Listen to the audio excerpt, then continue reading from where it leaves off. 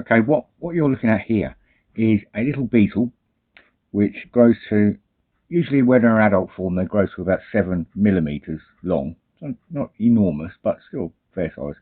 And this particular beetle is what's known as the Deathwatch Beetle. Now, the name itself kind of like implies it's a little bit of a not particularly nice beetle, but that's because it isn't. It's not very nice. It's not nice when you get it in your house. Um, these little fellas, they really do love oak, especially. Um, Oak contains an awful lot of cellulose and tannins, which is great food for the larvae to feed on.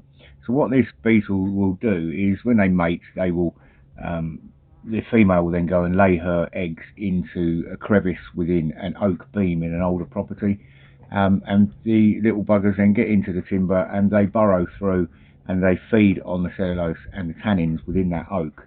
And it's not known 110% for certain, but we do know that they're in there for about between 8, 10, 11 years before they then re-emerge and fly away to mate again. So that's a long time, and they're burrowing for a long time, and as they're burrowing through, they're growing in diameter all the time.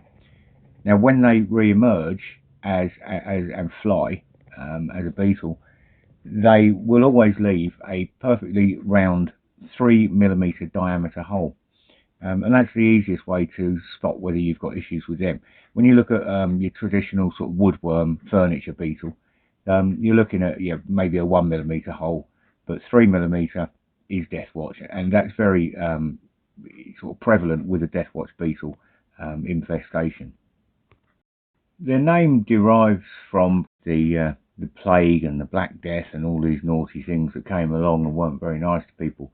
And basically what used to happen was that people were dying of the plague or the Black Death, and so they became bedbound in their later, the later end of their life. And these beetles became sort of synonymous with them. So you had people keeping a vigil, a watch over the sick patient in the bed, and they noticed that they could hear this sort of ticking sound going on, and then over time these little beetles were spotted, so they became synonymous with watching over the impending death of that person who was bedbound with the plague, and hence where their name came from, the Deathwatch Beetle.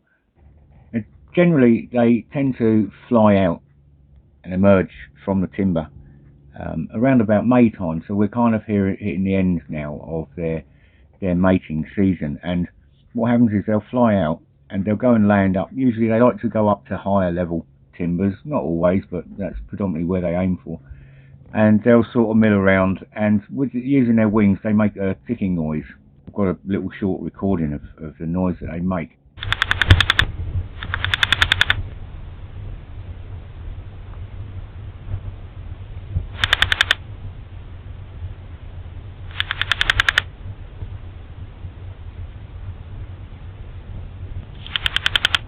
So if you live in an old timber frame building and you notice these sounds, particularly at night when it's a quieter part of the day, you will hear these little ticking. Then you know that you've got active beetle in the property, and you need to get it looked at. Now, as with any form of beetle, you're only ever going to get any beetle attack in timber where you've got damp timber. So when you see these little beetles, whether it be Deathwatch, even your furniture beetle, woodworm, basic woodworm that we're all familiar with, it's an indication that you've got an issue with moisture and humidity levels being too high in the property. So you have to look at everything as in what is this story that I'm being told by these little beetles.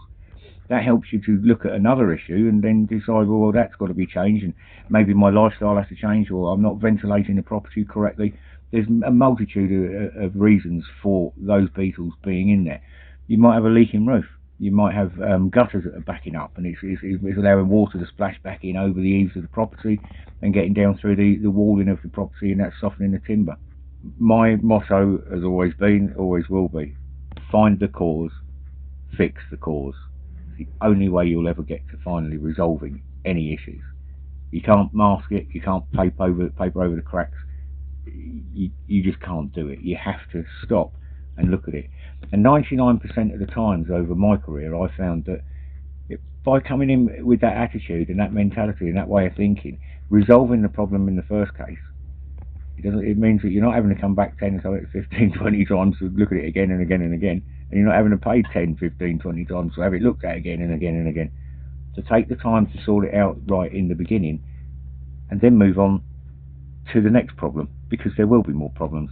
Houses, they bring problems. 99% of those problems are caused by us, human beings.